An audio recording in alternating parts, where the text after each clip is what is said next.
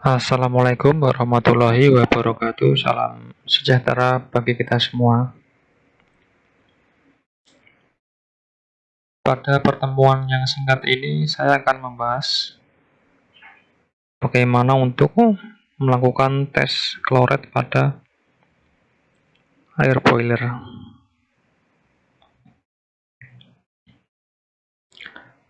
Jadi yang pertama, kita ambil sampel dari P-alkalinity test. Jadi setelah sampel digunakan untuk mengetahui kandungan alkalinity pada air boiler, kemudian sampelnya kita gunakan untuk tes kloret pada air boiler. Sampel ini sekitar 20 ml volumenya. Setelah itu kita tambahkan 4 tetes cairan MBC1.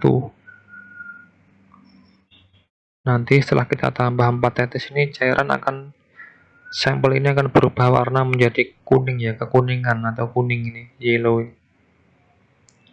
Setelah itu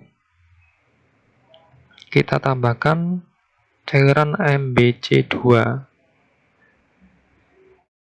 Jadi kita teteskan 1, kita tunggu, kemudian kita teteskan 2 tetes, kita tunggu lagi sampai dia berubah menjadi kecoklatan ya. Jadi setiap tetes MBC2 ini untuk penghitungannya, misal kita kasih 1 tetes dia udah berubah menjadi kecoklatan, berarti kandungan kloret pada air boiler adalah 20 mg setiap liternya ya. Berarti dalam 1 liter air boiler itu ada 20 mg. Tinggal kita hitung berapa ton air boiler, kemudian kita kalikan. Misal kita kasih 1 tetes kok belum berubah warna kecoklatan, kita tambahin lagi 2 tetes dan seterusnya sampai dia berubah menjadi kecoklatan seperti ini. Apabila udah kita kasih 10 tetes kemudian dia berubah kecoklatan, berarti pembacaannya 200 mg kandungan kloret pada setiap liter air boiler.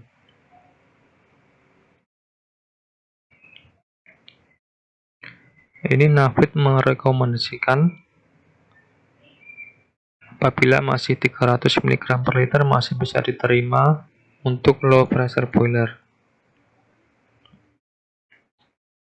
Dan apabila melebihi 300, sebaiknya interval blowdown dinaikkan, misal seminggu sekali, seminggu 2 kali, 3 kali. Kemudian kita cek lagi kandungan kloretnya.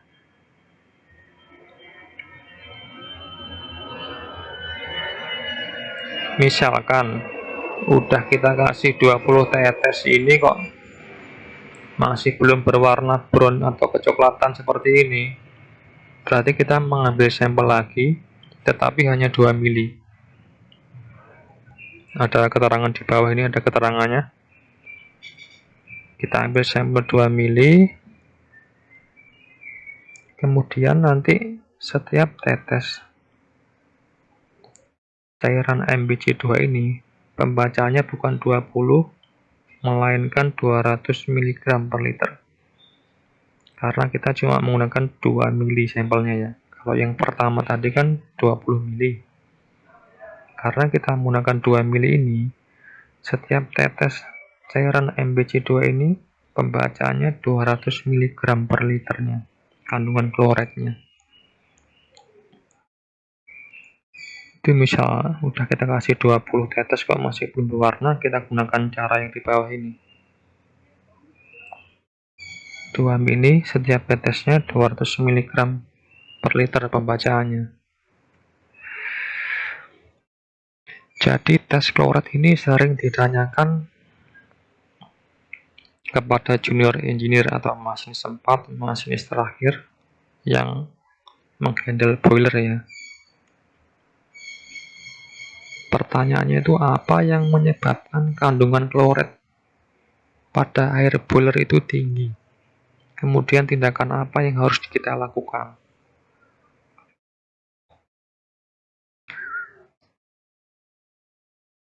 Biasanya ketika kloret pada air boiler itu tinggi, berarti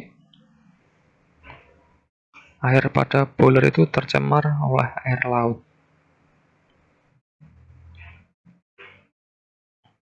Biasanya ini terjadi di kondensor, karena cuma di situ saja kan pendinginnya steam return atau balikan dari sistem itu. Jadi ketika uap balik melewati kondensor, jadi ada cup yang retak atau berlubang. Cupnya ini kan kondensor kan media pendinginnya kan air laut. Jika sampai air laut terembes atau ada lubang netes di situ, nah, dia akan terakumulasi di gasket. Setelah di gasket tercampur, kemudian kita nggak sadar, kita pompa lagi, masukkan ke boiler. Nah, akhirnya kandungan kloret menjadi tinggi. Jadi tindakan kita sebaiknya segera di blow down. Kita blow down, kemudian kita tes ulang. Misal udah kita blow down, kita tes ulang masih sama, berarti kita harus periksa kondensor boiler ya. Kita cek cupnya apa ada yang lubang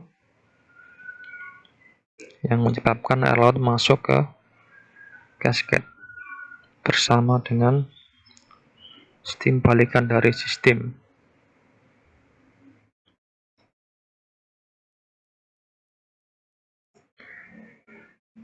Jadi biasanya itu orang membersihkan kondensor menggunakan besi atau pipa besi kecil ya.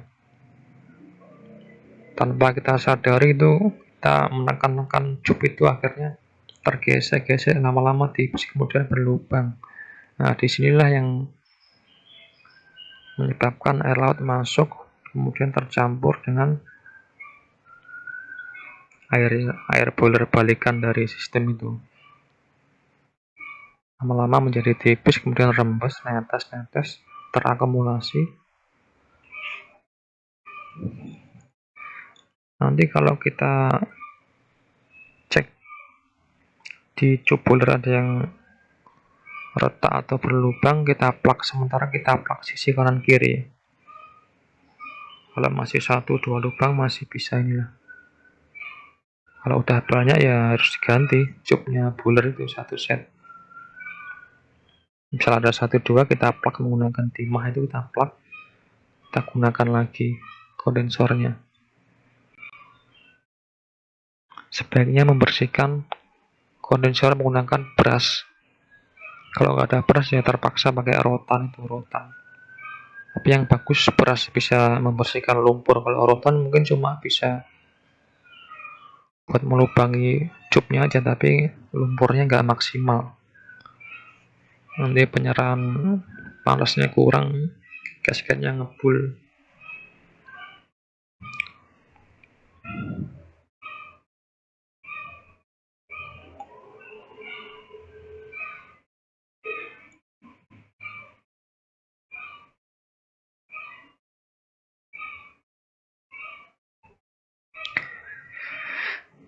Demikian dari saya, semoga bermanfaat. Apabila ada salah-salah kata mohon dimaafkan. Wassalamualaikum warahmatullahi wabarakatuh.